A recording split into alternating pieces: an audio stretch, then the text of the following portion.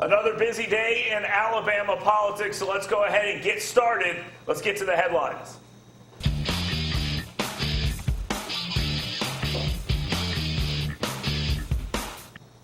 First up today, Don Jr. had a very bad day yesterday, of course, to take place right after the very bad day he had the day before, and the very bad day he had before that. We'll talk with James Lomax and Jonathan Breckenridge about this right now.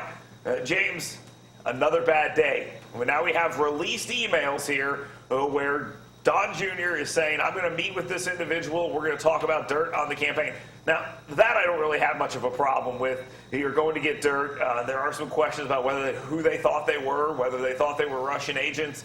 A lot of people are trying to spin this away as campaign business as usual, which I would argue it probably is.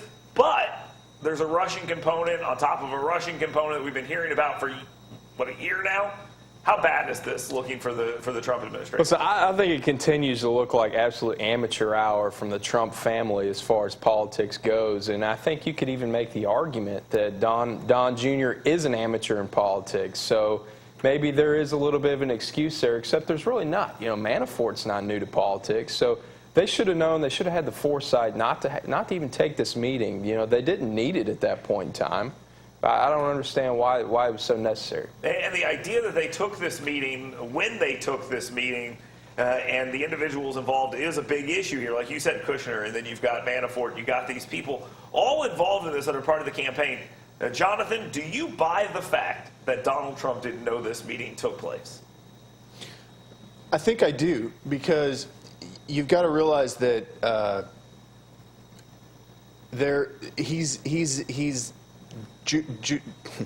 Donald Trump Jr. is not a politician.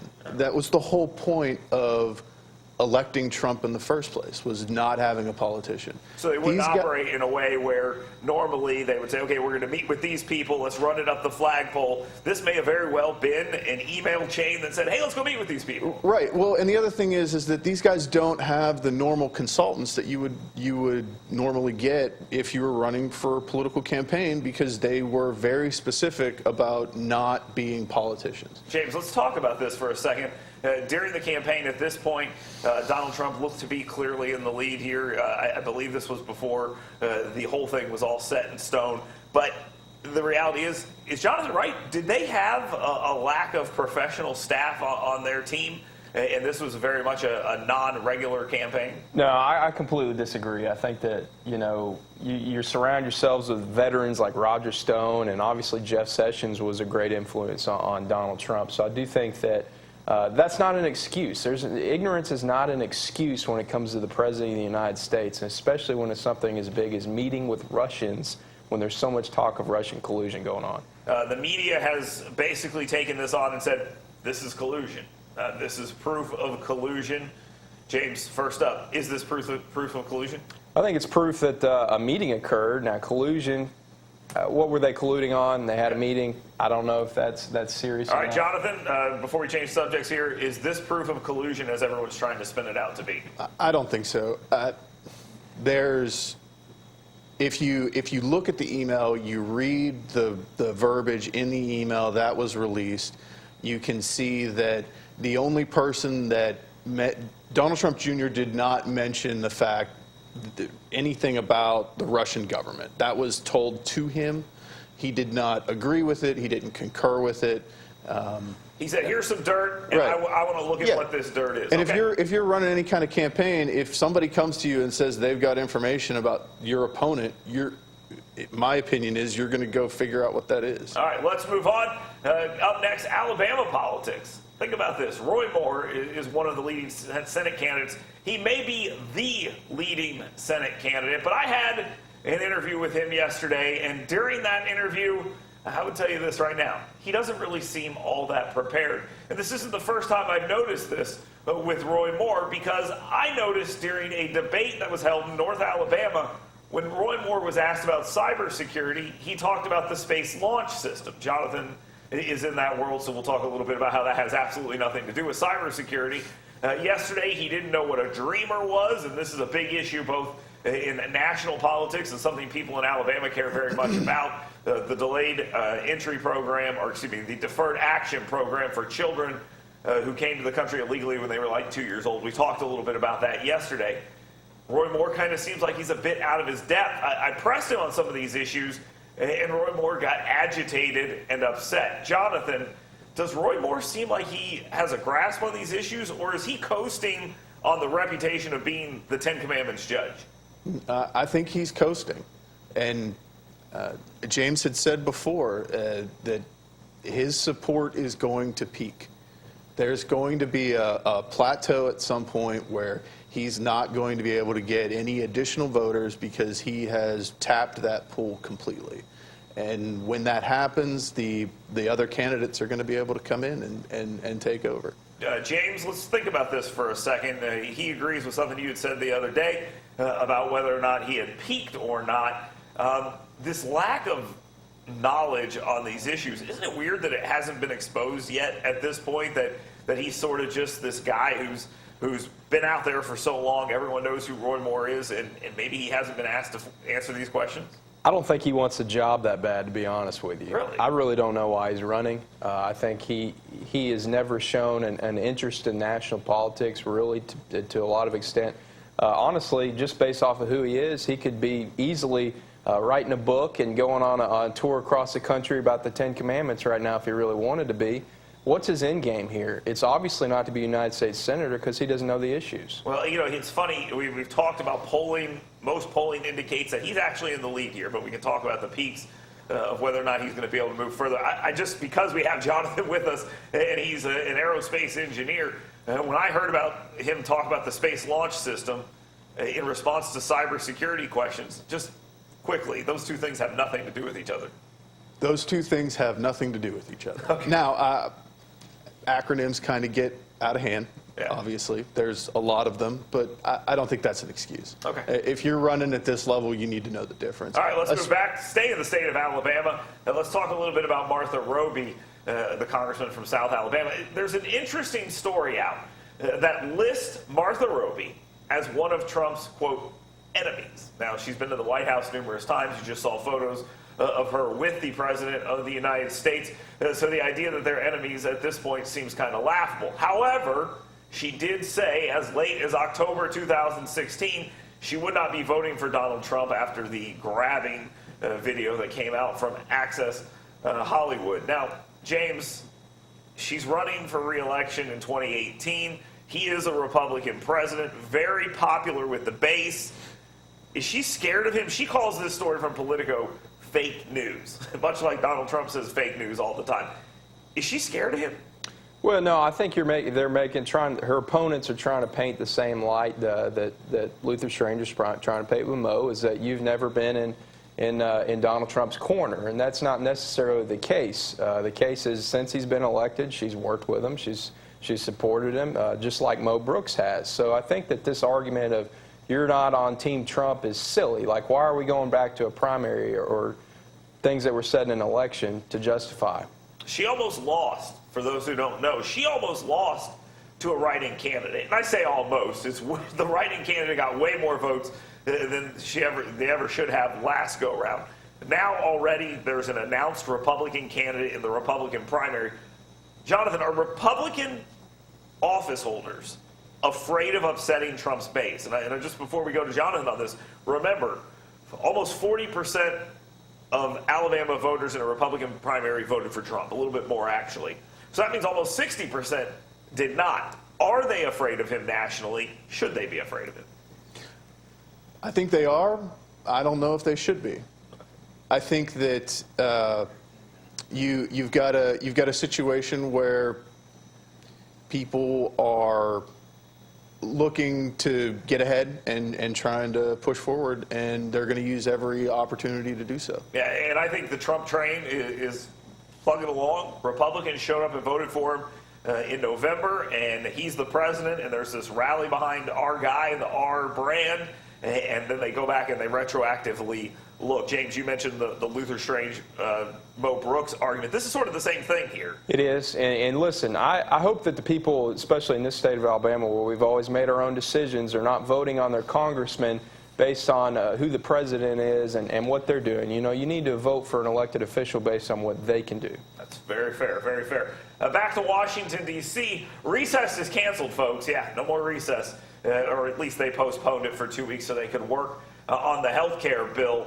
It still looks like there's a long, long way to go. But Mitch McConnell looks like he's got this thing in his sights, and he is going to push this thing to come up with a repeal or a replace. Donald Trump really hasn't said too much about this. He's got some other issues going on. Jonathan, they're going to keep working. They're going to stay there. They're going to do all they can to get something done. Republicans have to do something on health care. Is this good to keep working, push the recess back 2 weeks? Absolutely. If you've got a deadline, you've got to do the work. And it's the same with any other position. It should be the same with our politicians. We need to hold them accountable, and we need to force them to do what they need to do. James, like I said before, Donald Trump not really out in the forefront on this. If you remember, when Obamacare passed, you saw him go on a multi-state tour where he got out there and he basically promoted this thing and said, this is my bill, let's get people behind this, let's get it voted on, and they got it through.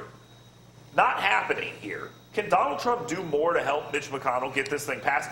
Or does he take the position that some have said, stay out of this? You're kind of toxic. The media likes to beat up on everything you said. You've called these things mean. Should he stay out of it, or should he be out there fighting for this thing? Yeah, I don't think he's toxic at all, especially among the members of Congress and getting this thing passed. I think the difference there is that he really didn't, it's not his bill. He doesn't have a bill. He didn't present a health care plan. He was hoping that the GOP had a plan that he could just support and they could run with. And I think that's kind of the difference maker, and that is an issue.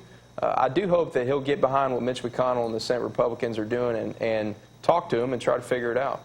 All right, and back to the state of Alabama. The governor of the great state of Alabama, Kay Ivey, has informally, would be the word that is being thrown around, disbanded a gambling advisory council. Now, this council was supposed to take a look at a bunch of different forms of gambling and talk about what would happen if the state of Alabama took some of these on. Look at the impact to the tax dollars, etc. Now, Jonathan, she hasn't officially disbanded this thing, but the way I've read these stories, it appears they were right to the point where they were about to issue the report. It seems like we're wasting a bunch of work on this. When I talked about this yesterday on my radio show, I said, you know, the people have rejected gambling. The legislators have rejected gambling. But to know that they've put all this work in, brought all this stuff in, and now we're to the point right where we draw the report. Is Kay Ivey smart to kind of push this thing back and let it disband and fall apart? I don't think so. I want to see the report. I want to see what's in it, right? I mean, they've taken the effort to put it together. I'd like to see it. In 2010, a lot of people don't know this, Kay Ivey wanted a referendum on gambling, and up or down. She wanted this thing to be resolved. She's anti-gambling. There's no question about that. Change of heart now that you're the governor? This proves that Kay Ivey is not going to be a placeholder governor. Okay, she's angling for something in the future. Otherwise, she would have just let the report come out. I mean, the work's already been done. So I do think that she is making a political opinion and a political statement by killing this report. So you think this means she may be running? I think she's absolutely running. Anybody that says they're not sure if they're running or not, she's running. And you know, the thing that I find most interesting about this is if she thought the report would have been aligned with what she wanted, where she didn't like gambling, I think maybe she would have done this. But this was Bentley's. And remember, Bentley, when he was there, was angling for more tax dollars, and this is one of the ways he saw it. So we'll stay tuned to that issue. You stay tuned right here. We got a lot more coming up right here on Yellowhammer TV Live with Dale Jackson.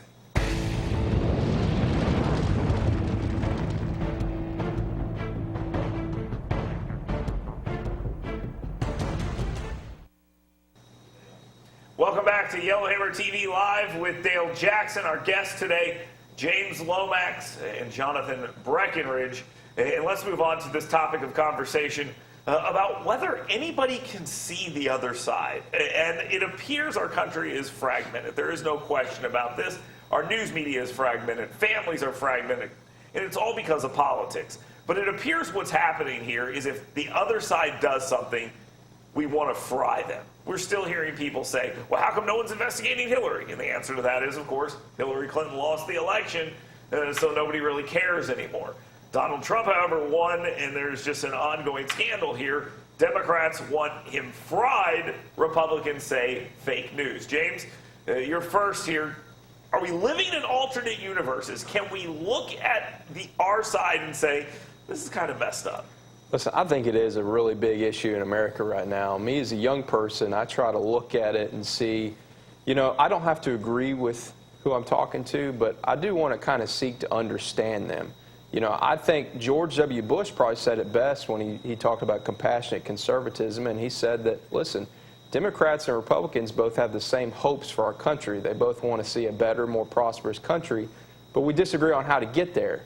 So I think this idea that just because I'm a Republican, the Democrat isn't necessarily wrong, but maybe they're just looking at it in a different way, and I need to observe why they feel that way so that I can best present my case instead of just saying you're wrong. And I think we've gone further than saying, the Democratic candidate is wrong.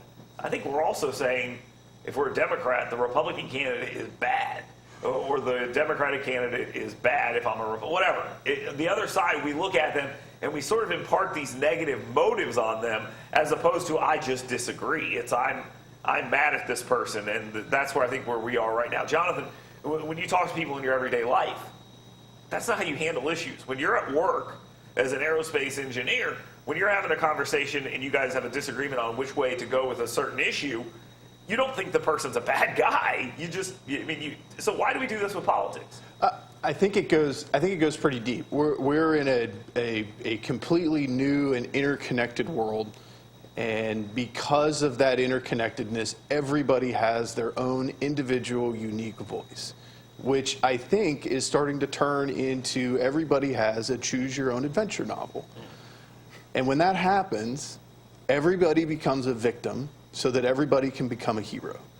And you get into a situation where when you start talking about politics, it's your way or the highway. And if a particular candidate agrees with you on the issues that are important to you, everybody else is wrong. But not only wrong, they're evil. Yeah. There's a difference between being wrong and being evil. And when you talk about this choose-your-own-adventure thing, we're talking about, or you're talking about, and we've had this conversation before, where when you were growing up, you had these books, and you could go to the bottom of the page, and it would say, to go in the cave, go to page 27, to go to the river, go to page 31. And what we all used to do in those books, and just to piggyback off this, we'd go to the river, and we'd die, and we go, oh, no, I'm going to the cave. And that's essentially where we are right now. We don't want to accept that anyone on our side could be bad. Republicans, I think, have done better. There are people at this point who are not happy with what Trump has done. I've taken a lot of heat on my radio show for beating up on Trump and the Trump administration for the mistakes that I think they've made. Democrats seem to be unified, and maybe that's because they have a media that kind of plays into that. Democrats more unified in this than Republicans. Not that there's not blame on both sides. James? I think they have to right now. I think one of the major problems is that politicians right now are seeking to take away their opponent's standing. You can't even talk about that issue because of who you are. You've been married multiple times. You can't talk about faith and family, or you're married to a former immigrant. You can't talk about illegal immigration. It's things like that that are just silly because everyone in this country deserves to have a voice. Yeah, and I think a lot about that, taking away standing. I think one of the things is we like to delegitimize people. There was an attempt to delegitimize Barack Obama with the birther issue. There's an attempt to delegitimize Donald Trump when we're talking about the issue of Russia in the election. Do we have to delegitimize everybody? Can't we just say you're wrong, Jonathan? Can't we just say you're a wrong guy? Your position here is flawed. I think that would be the ideal. Yeah. I don't know if, based on what I've seen out in public, that it's moving in that direction. It's definitely moving in the other direction. Yeah, and I think that at this point what we've seen is a public that's divided, a media that's divided, and going back to the choose-your-own-adventure thing, I would think with social media, and I'm a big fan of social media. You can follow me on Facebook and on Twitter at @TheDaleJackson, but with social media, we choose who we follow. We choose if I want to follow the Daily Caller and the Drudge Report or Think Progress or some liberal blog. I can follow whoever I want. My friends, what are they going to do? Well, they're going to generally believe mostly what I believe. So my feed fills up with the exact same stuff every single day, things that I already believe. James, you're a younger person, which we keep referencing. You're the millennial representation here. Social media, is this making it worse? Yeah. Because you would think you have all these sources, but if you just curate yourself down to one tiny little thing, and you hit the nail on the head. I mean, we curate exactly down to what we see, what we think. I mean, what we consume every day, rather than being exposed to multiple sources. I mean, I remember when I was a kid, my dad worked at the newspaper, so we would always, you'd read the newspaper and you'd get a breadth of news. Well, now, you can just follow one or two sources that you kind of believe in and relate to, and then that's all you absorb. Aggregation, I think, has made this worse as well. You can get all the stories from a different spin from different people, and aggregation has done this as well. Technology is amazing, but I think it's created one problem for us. Let's take a quick time out here. When we come back, we'll talk about what's important to us today, and I've got a closing argument for you. It's Yellowhammer TV Live with Dale Jackson.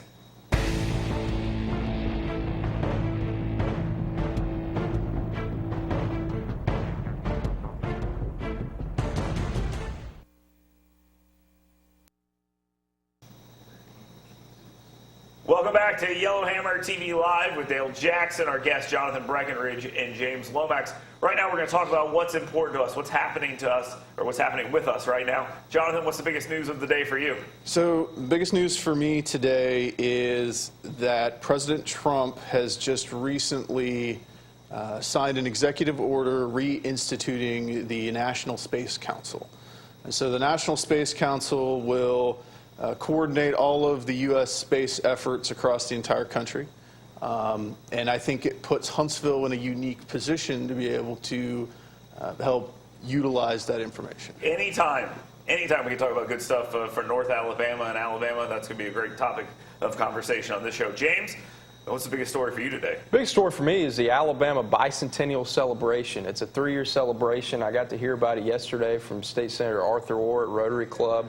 Will Ainsworth was there. I think Howard Sanford was there. A lot of Alabama representatives discussing it privately. But, it's a 3-year celebration, so I'm wondering, how the people of the state feel about it.